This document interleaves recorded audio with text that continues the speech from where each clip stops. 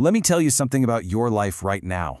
You are being judged, you are being measured, and you are being manipulated every single day. And the primary tool being used against you is one you've been taught to completely ignore: silence. You think it's just an absence, a void. You are dead wrong. It is a battlefield. And at this moment, you are unarmed. You see, every single moment you choose not to speak, a message is sent. It could be a message of power, of unshakable control, of absolute confidence. Or it could be a message of fear, of weakness, of submission. My name is Alex, and this is Unspoken Rules. We don't do comforting lies here. We expose the raw psychological truths that actually govern your reality. Today, we are going to deconstruct the single most misunderstood language in the entire world. All right, so our journey today is all about transforming your understanding of silence from just a passive, empty space into an active, strategic force. We're going to dissect it, we're going to analyze its two-sided nature, and I'm going to give you the framework to master it. So first, we have to understand the language of silence itself. Let's dive in. Okay, first things first, you have to get this. Silence is never, ever simple. Psychologically, it's like it's operating on two channels at the same time. You've got the interpersonal channel. That's how society and the people around you impose or interpret your quiet. And then you have the intrapersonal. That's your own conscious choice to hold back your words. It's this incredibly complex signal that reflects both what's going on inside your head and the social pressures you're constantly facing. So, now that we get the language, let's look at how it's used. Because at its core, silence is a primary currency of power. In any hierarchy, whether it's social or professional, you will see it being wielded like a weapon by the people at the very top. This is silence by choice, by strategy. Look, Robert Greene, in his book, The 48 Laws of Power, wasn't just giving out some clever advice. He was documenting a fundamental law of social physics. Constant talking, what you might call verbal diarrhea, it signals a deep need for validation. It makes you look common, desperate to impress. Powerful people get that restraint creates this aura of mystery and authority. Their words, when they finally decide to speak, land with the force of a hammer, precisely because they are rare. And this leads us to a core principle we call the silent power rule. It's not just about being quiet. It's about what that quiet signals to everyone else. It signals you have an abundance of resources, so you don't need to beg for anyone's attention. It signals that you have your emotions completely under control. And it signals cognitive depth, that you're thinking, you're processing, not just reacting impulsively. In a high-stakes room, this is the ultimate display of dominance. So, how does this actually work tactically? Well, by saying less, you create suspense. People literally lean in. Your words, when they finally come, have so much more weight. It enhances your credibility because you seem thoughtful, not reactive. But crucially, it forces the other person completely off balance. They have no idea what you're thinking, and that creates anxiety. And here's the kicker. In their anxiety, they will talk. They will fill the void. And they will often reveal their intentions, their weaknesses, their entire strategy without you having to say a single word. But, and this is a huge but, this strategic power has a dark reflection. For every predator, there is prey. We have to turn to the other side of this coin now. Because when silence isn't a choice, it is not a weapon, it's a wound. This is imposed silence. This is the silence of being ignored, of being ostracized, of being treated like you're not even worthy of a response. This form of silence is a direct psychological attack. It communicates one thing to the target: you are insignificant. It leads to these profound feelings of powerlessness and loneliness, and it just chips away at their very sense of self-worth. And the damage, oh, it is devastatingly real. Research shows that this kind of social neglect is a primary driver of some serious mental health issues. Think of it this way. Up to 40% of this can be linked to developing social anxiety. Another 30% can lead directly to depression. It erodes a person's sense of autonomy, their belief that they can even affect their own life. And then it attacks the body. The psychological pain starts to manifest physically in what we call psychosomatic symptoms: headaches, stomach problems, chronic fatigue. Your body begins to scream the words your voice is forbidden to speak. And this leads to this tragic survival mechanism, self-silencing.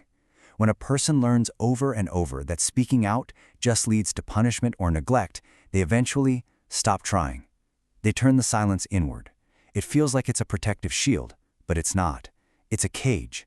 It is a quiet acceptance of powerlessness that just corrodes your mental health from the inside out, breeding frustration and deep anxiety. And while this affects everyone, there is one battlefield where this war between powerful silence and harmful suppression is waged most fiercely. We see it every single day in the lives of modern men. We call this the masculine paradox.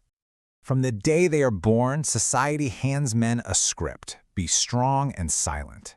It's presented as the ideal. But this script, it's a trap. It dangerously confuses the strategic silence of the powerful with the toxic suppression of the wounded. Men are taught to conceal their internal state, to never seek help, and it turns them into prisoners inside their own mind.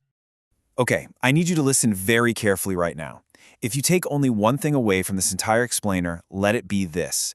This is what you must burn into your mind. On one side, you have strategic silence, a conscious choice from a place of strength.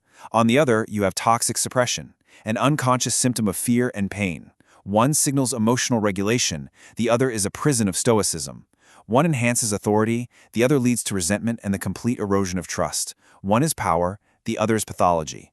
You absolutely must learn the difference. And let's be crystal clear, this is not my opinion. This is not some hot take. This is data. Decades of psychological research have concluded that the rigid, stoic archetype of traditional masculinity is, on the whole, harmful. It is a direct path to poor mental and physical outcomes. The strong and silent man who can't tell the difference between power and suppression is on a path to self-destruction. So how do you escape the prison and claim the weapon? How do you move from being a victim of silence to its master? Well, this is the path of the silent warrior. It is the transition from an unconscious symptom to a conscious choice. The objective here isn't some simplistic rule like talk more or talk less. That's for amateurs. The true goal is integration. It is developing the wisdom to wield silence as a strategic tool. And, just as importantly, cultivating the courage to speak with clarity and conviction when the moment absolutely demands it. True power lies in having the choice. Now, speaking from a place of strength requires assertive communication, not aggressive communication. The tools are straightforward, but they require practice. You have to own your position with I statements. This isn't weakness, it's clarity. You maintain direct eye contact to signal confidence. You keep your body language open and grounded. No crossed arms, no defensive postures. And most importantly, you'll learn to stay calm under pressure. This is the foundation from which you can choose silence or speech effectively. But assertive communication is totally impossible if your internal state is a chaotic mess. Your internal world dictates your external power. Two of the most potent, scientifically backed tools are your breath and your thoughts. Deep, controlled breathing is not a new age fantasy. It is a physiological hack. It activates your parasympathetic nervous system, and it literally calms your body's fight or flight response. And a mantra, a repeated phrase of power, is a tool to override negative thought loops and begin the process of rewiring your own brain. And this is all possible because of a key concept in neuroscience: neuroplasticity. Your brain is not fixed. With consistent practice of these techniques, you are not just thinking positive. You are physically forging new neural pathways. You are changing the actual structure of your brain, altering your default responses from anxiety and reactivity to calm and control. You are building the neurological foundation of power. Which brings us to the end, and to a choice. I want you to look at your life, analyze your interactions, think about the last time you were quiet in a high-stakes conversation. Was that you wielding silence as a tool of power? Or were you a prisoner, trapped by fear, anxiety, and a lifetime of harmful conditioning? Will you remain its prisoner, or will you do the work to become its master? The answer to that question is going to define the trajectory of your professional life, your relationships, and your own self-respect.